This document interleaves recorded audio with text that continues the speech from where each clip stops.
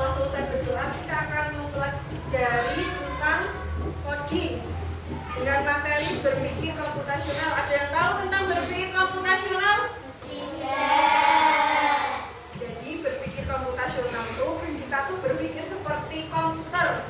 Jadi kalau komputer itu kita ketik apapun mesti selalu muncul beberapa gambar-gambar kan?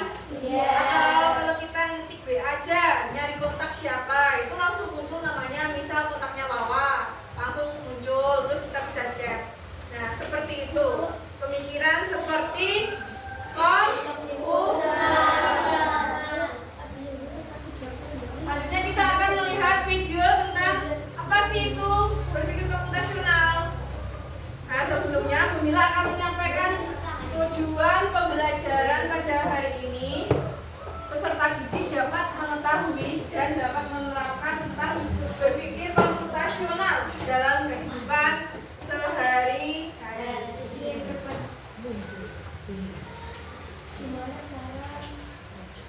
Pengenalan computational thinking.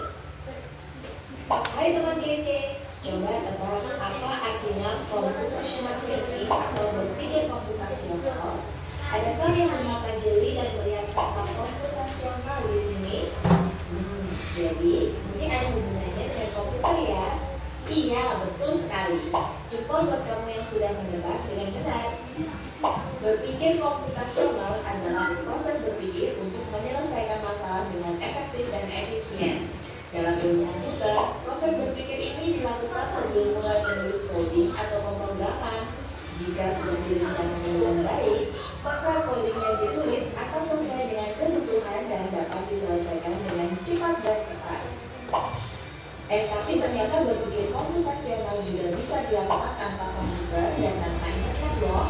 Malah sebenarnya kita pun sudah menerapkannya dalam kehidupan sehari-hari, mulai dari membuat PPT, mencatat tugasan pelajaran, hingga menyiapkan tas untuk sekolah besok. Wah, kalau kita sudah bisa menerapkannya setiap hari, berarti kita semua sudah mahir dong. Belum tentu. Contoh-contoh tadi kan menerapkan berpikir komputasional pada masalah yang sederhana. Masih banyak nih masalah yang lebih kompleks, seperti misalnya mengatur keuangan bulanan, apa yang harus dilakukan kalau kamu tersesat di tempat baru, hingga memilih jurusan dan karir. Lalu yang lebih penting lagi, ketika kamu dewasa nanti, kamu akan menghadapi era industri 4 dan bahkan 5. Di sini kamu perlu kecepatan untuk memanfaatkan dunia digital, mulai dari mencari dan memilah informasi yang kamu perlukan, hingga menggunakan informasi itu untuk membuat keputusan penting dalam hidupmu. Menghadapi masalah kompleks kehidupan di masa sekarang dan masa depan ini mirip seperti merencanakan coding yang sudah dibahas sebelumnya. Kuncinya adalah memahami masalah dengan tuntas dan mencari cara menyelesaikan yang efektif dan efisien. Nah, kalau begitu, bagaimana agar kita bisa berpikir komputasional? Sekarang kita bahas ya, 4 landasan dari berpikir komputasional. Itu ada apa-apa? Komposisi artinya membagi masalah kompleks ke bagian yang lebih kecil agar diselesaikan. Misalnya, kamu ditunjuk jadi ketua panitia lomba 17-an. Maka, untuk memudahkan pelaksanaan, kamu bisa menunjuk panitia bagian acara, konsumsi, publikasi, keamanan, dan lainnya. Yang kedua, pengenalan pola. Artinya mencari kesamaan dan pola di antara bagian-bagian masalah kompleks yang sudah dipecah. Misalnya, kamu hendak melipat dan menyimpan jemuran di rumah, maka kamu perlu bisa mengenali jemuran milik ayah, ibu, kamu, adik, dan milik bersama seperti spray, handuk, dan lainnya. Ini karena jemuran-jemuran itu perlu disimpan di tempat yang berbeda. Yang ketiga, abstraksi. Artinya fokus pada informasi yang penting saja, mengabaikan detail yang tidak diperlukan.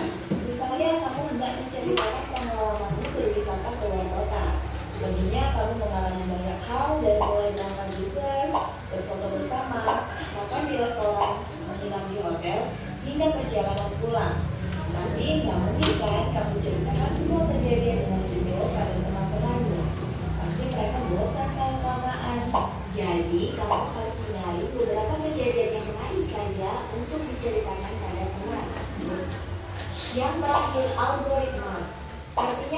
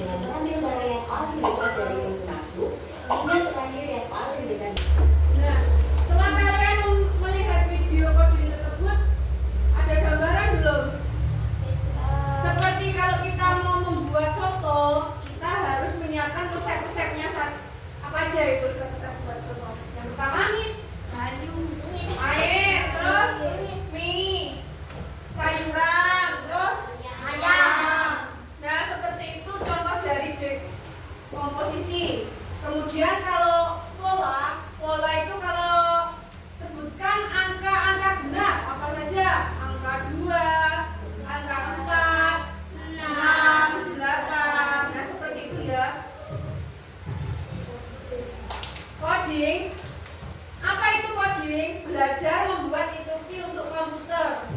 Nah, contohnya tadi apa? Kalau kita akan membuka Google Maps.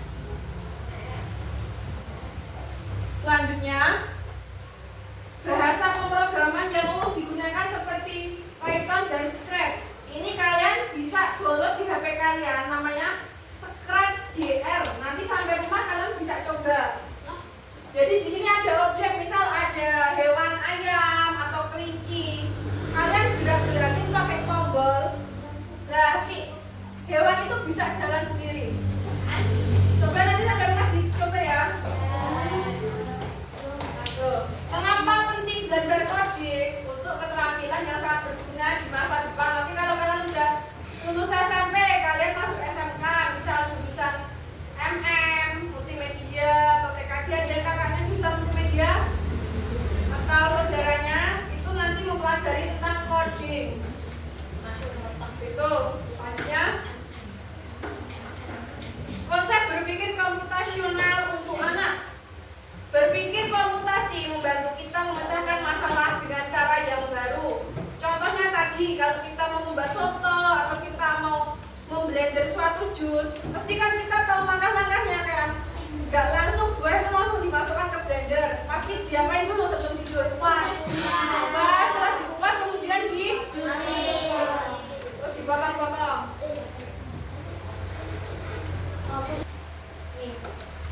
Mari kita lihat beberapa aktivitas menyenangkan. Yang pertama, membuat game sederhana dengan coding. Ini bisa dengan